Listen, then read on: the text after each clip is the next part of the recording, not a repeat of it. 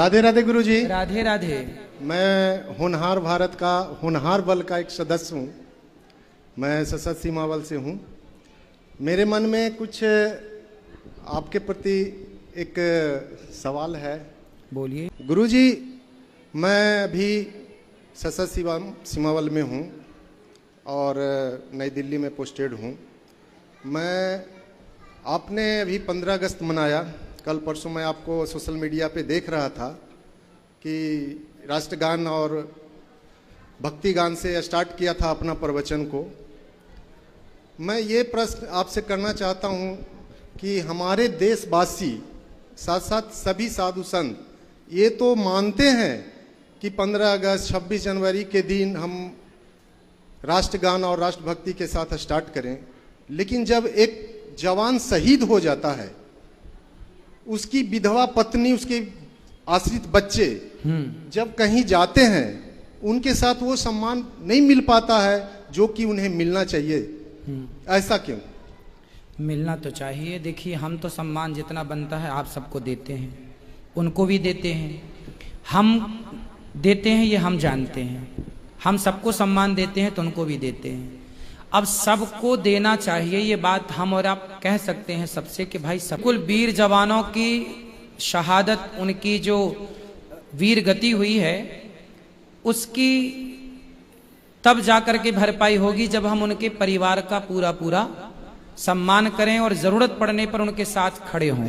बिल्कुल, तब जाकर के उनकी शहादत परिपूर्ण होगी, देश के प्रति समर्पित होगी। बिल्कुल।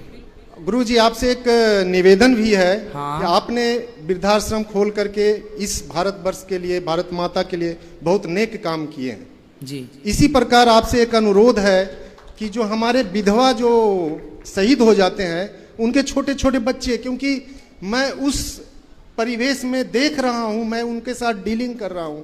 जब मेरे पास वो आते हैं, उनके पति को जाने के बाद पैसा के अलावा अपने जीवन को यापन करने के लिए और कुछ नहीं होता है।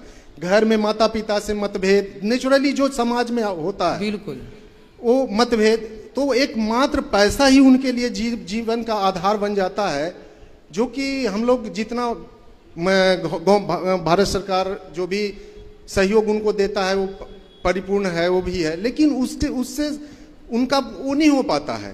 तो आपसे हमको आग्रह है, नम्र निवेदन है कि आप एक वृंदावन या कहीं एक ऐसा कन्वेनियंट प्लेस में एक ऐसा स्कूल बनाए जिसमें एक हमारे विधवा का शहीद के सैनिक के बच्चे जाकर के वहाँ कुछ अपने देश के लिए कुछ अच्छे करने के लिए अच्छी शिक्षा के साथ वो अपने देश का नाम का रोशन कर सके। नहीं, परंतु मैंने तो सुना है कि जो शहीद हो जाते हैं उनके बच्चों को जो सरकारी सैनिक स्कूल होते हैं उनमें तो पढ़ाई होती नहीं होती है, लेकिन हाँ। उतना उसमें सीटें नहीं होती है कि जो उसमें वो कर सके। लेकिन आपसे एक निवेदन है कि हो सके तो मैं तो कर ही लूंगा। देखिए, जो आप आज्ञा दे रहे हैं वो तो ठीक है, मैं उसमें पूरा प्रयास करूंगा। आगे हरी इच्छा। मैं तो बिल्कुल आपकी बात से सहमत हूं, मैं तो करूंगा। लेकिन मैं आपको ये कहता हूं कि सरकार, जो सरकारी सेना के स्कूल होते हैं जहां केवल सैनिक के बच्चे पढ़ते हैं ना, उनके हाँ, वो तो कैंपस में, लेकिन गुरुजी एक उतना सफिशिएंट नहीं हो पाता है। मैं जो फिजिकली मैं देख रहा हूँ, कई बच्चे जो ग्रामीण से परिवेश से हैं, वो थोड़ा उनको नहीं हो पाता। इसलिए मेरे को जो मैं फिजिकली देखा हूँ, कुछ इस तरह के का वो किया जाए गुरुजी आपके द्वारा। कि बिल्कुल आपने कहा है, इस पर हम विचार करेंगे और बहुत जल्दी।